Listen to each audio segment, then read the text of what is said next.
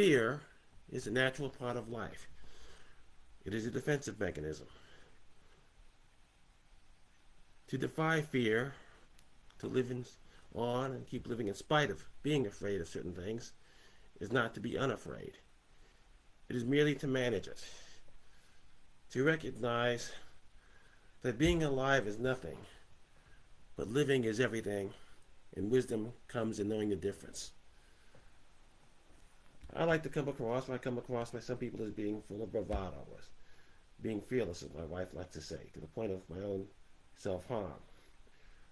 But that doesn't mean I am absent of being afraid. There are moments when I'm actually terrified.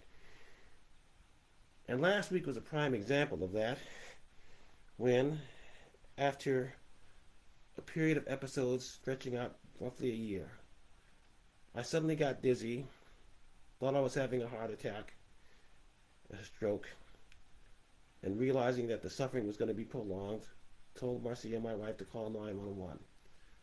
The pain was unimaginable, the disorientation excruciating. I passed out, fell to the floor. My poor wife got scared, and a few people who knew about the incident got terrified. And the next thing I knew, I was crawling backwards down the steps because the stretcher couldn't fit up the staircase to get me out of the house.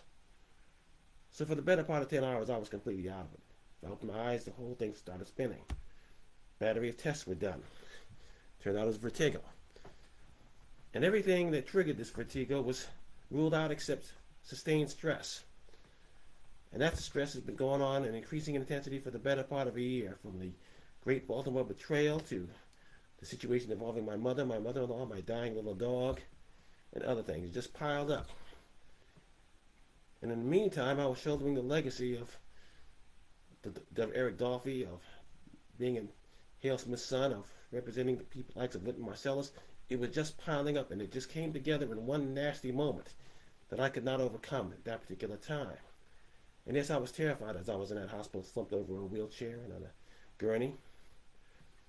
But I knew right then that no matter the outcome, I wasn't going to be stopped. I wasn't going to be slowed down, even though I knew that it would increase the cost for me to cancel my trip overseas in the coming weeks on account of the domestic and international situation being in turmoil and all these planes going down.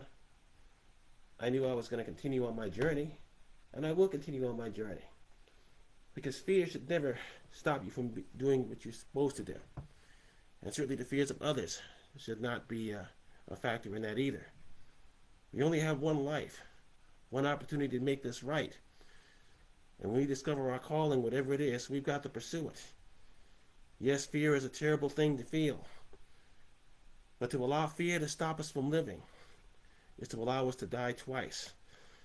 And that includes everything that's going on, from the plane crashes, the politics of our nation. There comes a point where we just have to let go of all the things we can't control. Easier said than done. I be the first to tell you that, but it must be done. That's why, of course, I've disengaged in social media since I got ill. Not out of the woods yet, but I'm recovering, and I intend to make that trip next month overseas. Again, defying fear is not the absence of being afraid. Being afraid is natural. Anyone who says that they're not afraid of something is lying to themselves and lying to you. I guess what it all boils down to is this. I don't see the point of being deathly afraid of what we're all going to have to do eventually, of what all things must do at one time or another, and that is to die. If you allow fear to keep you from living, be it being afraid of what will happen to you outside, in a plane or in a car, whatever, if you allow that to stop you from living, then you die twice. You experience a living death. And from where I sit, dying once is more than enough. So right now we're freaking out about what Trump's doing and all this other craziness in our personal lives. Planes are going down. Man, I'm not saying to get over it. Nobody can do that. But I am saying make a point of at least trying to let go of those things you can't control, that you can't change in the here and now. And endeavor to live your life in such a way that you leave something of yourself that is positive behind. Dr. King said it best when he said in February of 1968, 2 months before he was killed, I don't have any money or this and that and the other to leave behind, but I will leave a committed life behind. A life committed to being true to myself, to being true to other people, to trying to make the world better in my own little way because I lived in it, if only for a little while.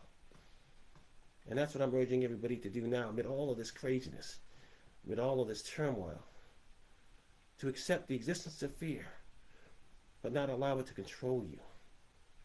To be comfortable with who you are and your place on this earth, and doing the mission that the Almighty put you on this earth to do. We all know that mission.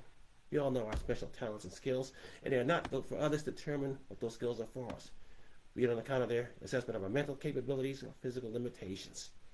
We do what we must do. We defy fear, because to defy fear is to affirm life itself. And that is the message I hope everyone carries forward from this message. Thank you, and have a great day.